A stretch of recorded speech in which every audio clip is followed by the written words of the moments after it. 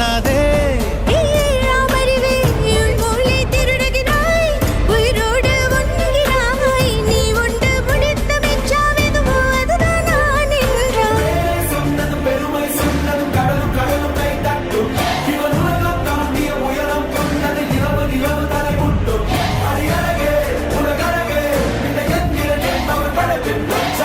அரிமா நானோ 1000 அரிமா, உன் போல் பொன்மான் கிடைத்தால் எம்மா சும்மா விடுமா.